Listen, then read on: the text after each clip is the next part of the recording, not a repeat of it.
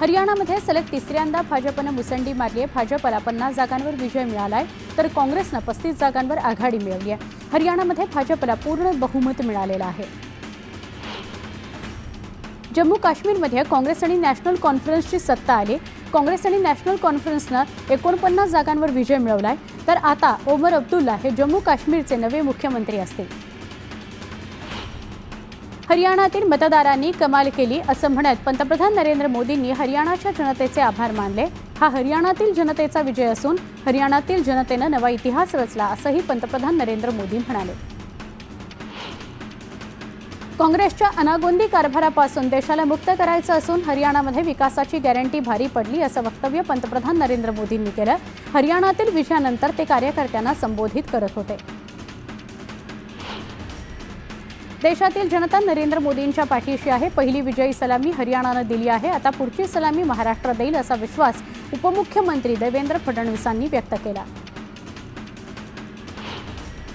हरियाणातील विजयानंतर मुंबईतील भाजप कार्यालयाबाहेर कार्यकर्त्यांनी जल्लोष केला। गुलालाची उधळण करत फटाक्यांची आतषबाजी करत कार्यकर्त्यांनी आनंद व्यक्त केला। हरियाणा विधानसभा निवडणुकीत मिळालेल्या विजयानंतर हिंगोलीतही भाजपच्या कार्यकर्त्यांकडून जल्लोष करण्यात आला। हिंगोलीच्या गांधी चौकात भाजप कार्यकर्त्यांनी फटाक्यांची आतषबाजी केली। गोंदियातही भाजपकडून जल्लोष करण्यात आला। यावेळी भाजप कार्यकर्त्यांनी फटाक्यांची आतषबाजी करत आनंदोत्सव साजरा केला। हरियाणाच्या विजयानंतर भिवंडीत भाजपकडून जल्लोष करण्यात आला। यावेळी भाजप कार्यकर्त्यांनी ढोल ताशाच्या गजरात आनंद साजरा केला।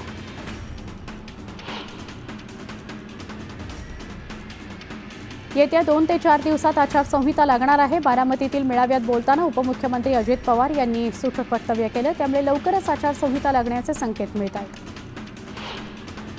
खासदार श्रीकांत शिंदेंनी जालन्यामध्ये ढोल वाजवून हरियाणातील विजयाचा जल्लोष साजरा केला। यावेळी कार्यकर्ते मोठ्या संख्येने उपस्थित होते। हरियाणामध्ये फेक नरेटिव्ह नागरिकांनी बाहेर फेकून टाकलाय। फेक नरेटिव्ह महाराष्ट्रात देखील चालणार नाही। राज्यात पुन्हा महायुतीचीच सत्ता येईल अशी प्रतिक्रिया श्रीकांत शिंदेंनी दिली आहे। जे काम करतात त्यांच्या पाठीशी असल्याचं हरियाणाच्या जनतेनं दाखवून दिलंय अशी प्रतिक्रिया खासदार नवनीत राणांनी दिली आहे। राज्यातही भाजपचं सरकार येईल असा विश्वास राणांनी व्यक्त केला। हरियाणाचा बदलणारा निकाल म्हणजे विरोधकांना मोठी चपराक आहे। राज्यात देखील असंच चित्र बघायला मिळेल। आम्ही एवढी कामं केली आहेत त्यामुळे राज्यात महायुतीचं सरकार येईल अशी प्रतिक्रिया भरत गोगावले यांनी दिली।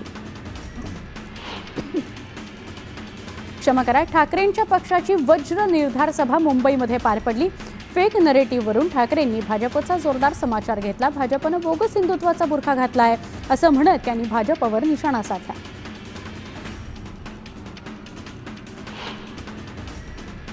हरियाणाच्या जनतेनं डबल इंजिन सरकार निवडल्याची प्रतिक्रिया सुधीर मुनगंटीवारांनी दिली आहे। महाराष्ट्रातही महायुतीचाच विजय होणार असा विश्वास मुनगंटीवारांनी व्यक्त केला। निवडणूक आयोग 1 नंबरचा गुलाम आहे। या गुलामाकडून काय अपेक्षा करायची असं म्हणत ठाकरे गटाचे नेते अरविंद सावंत यांनी हरियाणाच्या निकालावर प्रश्न उपस्थित केला। मवियाची जागा वाटपाबाबतची बैठक संपन्न झाली। या बैठकीत सकारात्मक चर्चा झाली असून जवळपास सगळ्या जागांचा तिढा सुटल्याची माहिती समोर आली आहे। मंत्रालयातील जाळीवर धनगर समाजातील कार्यकर्त्यांनी उड्या मारून आंदोलन केलं।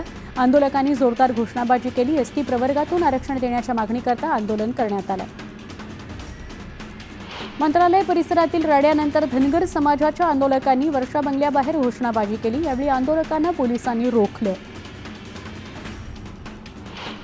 धनगर समाजाच्या आंदोलनानंतर मुख्यमंत्र्यांच्या वर्षा निवासस्थानाबाहेर सुरक्षा वाढवण्यात आली आहे। प्रत्येक वाहनाची पोलिसांकडून कसून चौकशी केली जाते।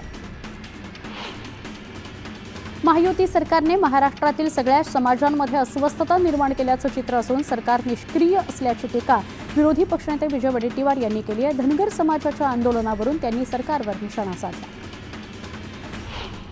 आदिवासी समाजाला घटनात्मक संरक्षण असल्यानं मुख्यमंत्री एकनाथ शिंदे आदिवासींच्या आरक्षणाला धक्का लावू शकत नाहीत अशी प्रतिक्रिया देत माजी मंत्री पद्माकर वळवी यांनी धनगरांच्या एसटी आरक्षणाला विरोध केला। प्रणिती शिंदेंनी लाडकी बहीण योजनेवरून केलेल्या टीकेला उपमुख्यमंत्री देवेंद्र फडणवीसांनी उत्तर दिलं। सोनियाचा चमचा घेऊन जन्माला आल्या असल्यानं त्यांना बहिणींची परिस्थिती माहीत नसल्याचा टोला फडणवीसांनी लगावला। अजित पवारांनी बारामतीतून लढावे यासाठी कार्यकर्ते आक्रमक झाले। अजित पवारांचा ताफा कार्यकर्त्यांनी अडवला। आपण उमेदवारी घोषित करावी तरच आम्ही मागे हटू असा आक्रमक पवित्रा कार्यकर्त्यांनी घेतला। उपमुख्यमंत्री अजित पवार हे बारामती विधानसभेतूनच लढणार असल्याचं प्रफुल्ल पटेल यांनी स्पष्ट केलं। बारामतीचे अधिकृत उमेदवार अजित पवार असतील असं प्रफुल्ल पटेल म्हणाले। सध्या दोन्ही शिवसेनेच्या बॅनरवर केडीएमसीचे माजी महापौर पुंडलिक म्हात्रे यांचे फोटो झळकत आहेत। त्यामुळे पुंडलिक म्हात्रे हे नक्की कोणत्या पक्षात आहेत असा सवाल डोंबिवलीकरांनी उपस्थित केला। पूर्व विदर्भातल्या सगळ्या जागा काँग्रेसनेच लढवाव्यात अशी कार्यकर्त्यांची आग्रही मागणी आहे। त्यामुळे आम्ही सगळ्याच जागांवर चाचपणी करतोय असं म्हणत काँग्रेस आमदार अभिजित वंजारी यांनी पूर्व विदर्भातल्या सगळ्या जागांवर दावा ठोकलाय। लातूरच्या 6 मतदारसंघांकरता काँग्रेसकडून इच्छुकांच्या मुलाखती घेण्यात आल्या। लातूरच्या काँग्रेस भवनमध्ये हा कार्यक्रम पार पडला। 6 मतदारसंघांमधून तब्बल 30 उमेदवारांनी मुलाखती दिल्या। बुलढाण्याच्या खामगाव मतदारसंघातून काँग्रेसचे माजी आमदार दिलीप कुमार सानंदा इच्छुक आहेत। खामगाव विधानसभेवर काँग्रेसचाच झेंडा फडकणार असा दावा त्यांनी केला आहे।